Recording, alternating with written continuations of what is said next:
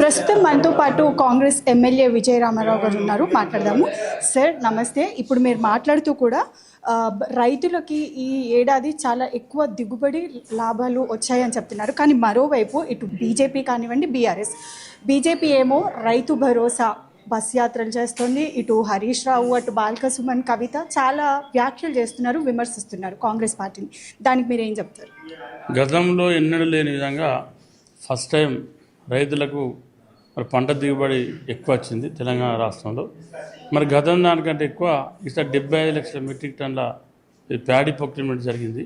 దాంతోపాటు 15 లక్షల మెట్రిక్ టన్నుల మక్కలు కూడా ఇవాళ ప్రభుత్వం మార్కెట్ ద్వారా కొనుగోలు చేసింది. వాళ్ళు ఏంటంటే ప్రభుత్వాన్ని బదనం చేయాలన్నటువంటి ఒక ఆలోచనతో వాళ్ళు రైతులు రెచ్చగొట్టే ప్రయత్నం చేసిండ్రు. కానీ ఎక్కడ కూడా రైతులు వాళ్ళ మాటలు నమ్మలే. ఎందుకంటే వాళ్ళు ఎంత ప్రయత్నం చేసినా కూడా ఏదో రకంగా ప్రభుత్వం మీద నెప్పనెట్టి ప్రభుత్వాన్ని బదనం చేయాలని ప్రయత్నం చేసినా కూడా ఇవాళ ముఖ్యమంత్రి రేవంత్ రెడ్డి గారి నాయకత్వంలో రైతులు చాలా సంతోషంగా ఉన్నారు. ఎందుకంటే పంట సీజన్లో యాప్ స్టార్ట్ చేస్తే యూరియా అంతలే అని చెప్పి మాట్లాడారు. ఇవాళ మరి యూరియా అందకపోతే పంట దిగుబడి కొడుతుంది, ఎరువులు అందరూ లేదు అని మరి వాళ్ళ ఆరోపణ నిజమైతే పంట వండద్దు కదా. మరి గతంలో లేనంతగా ఎన్నడూ వండనంత పంట ఇవాళ వండింది. కాబట్టి వాళ్ళ మాటలను ఎవరు రైతులు పట్టించుకుంటలేరు. వాళ్ళు మాట్లాడిన దాని మీద కూడా స్పష్టత లేదు. ఏంటంటే మేము ప్రతిపక్షంలో ఉన్నాం, ప్రభుత్వం మీద ఏదో నిబంధన నెట్టాలి, ప్రభుత్వాన్ని బదనం చేయాలన్నటువంటి ఆలోచనతో చేసింది తప్ప వాళ్ళ ప్రభుత్వం చిత్తశుద్ధితో ఉన్నది. రైతుల పట్ల ఇంతకంటే ఎక్కువ గతంలో ఏ ప్రభుత్వం కూడా చేయలేదు, మళ్ళీ చేయబోదు. ఇది ముఖ్యమంత్రి రేవంత్ రెడ్డి గారి నాయకత్వంలో రైతులు కూడా చాలా హ్యాపీ ఉన్నారు.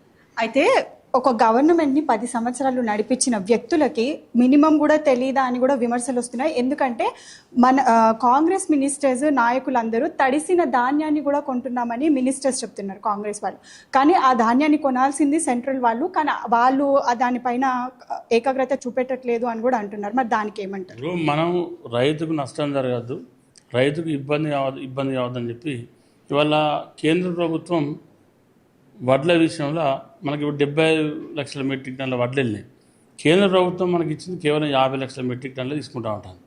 తర్వాత ఇంకా 25 లక్షల మెట్రిక్ టన్నులు మనం అదనంగా తీసుకున్నాం. రైతులకు ఇబ్బంది కావద్దని చెప్పి ఇవాళ మక్కలు కనీసం ఒక క్వింటాల్ మక్కలు కూడా కేంద్ర ప్రభుత్వం తీసుకోవాలి. ఇవాళ ముఖ్యమంత్రి రేవంత్ రెడ్డి గారే రైతుకు నష్టం కావద్దు, రేటు దారుణంగా పడిపోయింది, రైతు లాస్ అవుతాడు, రైతు ఇబ్బంది పడతాడని చెప్పి ఇవాళ 15 లక్షల మెట్రిక్ టన్నుల మక్కలను మార్కెట్ ద్వారా ఈ ప్రభుత్వం తీసుకుంది. అంటే నాకు తెలిసి గతంలో ఎన్నడూ కూడా ఇంత పంట దిగుబడి రాలేదు, ఇంత రైతులకు మద్దతు ధర ఈ 2.5 ఏళ్ళ రేవంత్ రెడ్డి గారి పరిపాలనలో ఏ రోజు కూడా ఏ సీజన్లో కూడా రైతుకు నష్టం కాకుండా ప్రభుత్వం వివరిస్తూ ఉంది.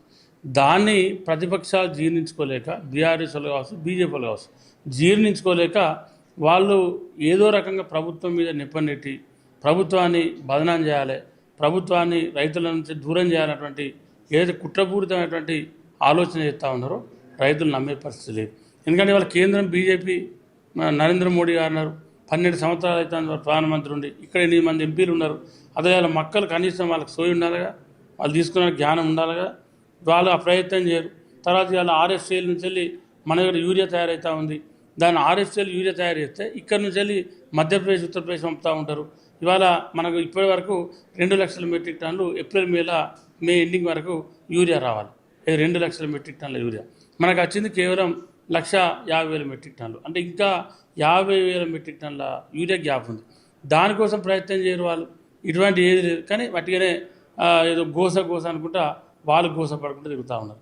వాళ్ళు గోసపడి ఆ గోస ఏదో నరేంద్ర మోడీ గారి దగ్గరికి వెళ్ళి మనకి ఏం కావాలి, మన రాష్ట్రానికి మన రైతులు ఏం కోరుకుంటా ఉన్నారు అని చేసేటువంటి ప్రయత్నంలో వాళ్ళు లేరు. వాళ్ళ మాటలను కూడా రైతులు ఎవరు నమ్మేటువంటి పరిస్థితుల్లో ఈ రాష్ట్రంలో లేరు. సరిగా బీఆర్ఎస్ అంటే బావబామ్మలు ఇద్దరు, వాళ్ళు ఏంటంటే వాళ్ళు నేను ఎక్కువ మాట్లాడినా నువ్వు ఎక్కువ మాట్లాడినా వాళ్ళ పోటీతో ఇదంతా వ్యవహారం ఇక్కడ నడుస్తుంది. అంతే తప్ప వాళ్ళేమి కొత్తగా రైతుల కోసం రైతులు బాగుండాలి, రైతుల పంట పండించుకున్నారు, ఆ పండించిన పంట ప్రభుత్వం కొనాలనే ఆలోచన కంటే ఎక్కువ రైతులు ఇంత నష్టపోతే అంత ఎక్కువ సంతోషపడే పరిస్థితి బీఆర్ఎస్ పార్టీలు. అయితే మరోవైపు చూసుకుంటే ఇటు కవిత కావచ్చు అటు హరీష్ రావు కావచ్చు. కవిత కూడా రీసెంట్ టైంలో సింగరేణి బాట అంటూ పర్యటనలు చేస్తున్న టైంలో కూడా కాంగ్రెస్ పైన చాలా విమర్శలు గుప్పిస్తున్నారు. అలాగే హరీష్ రావు కూడా చాలా స్కామ్లు జరిగాయి సింగరేణిలో అని కూడా చెప్తున్నారు. దానికి ఏం చెప్తారు? ఇప్పుడు ఒకటే స్కామ్ జరిగిందంటే స్కామ్ ఎక్కడ జరిగింది దాని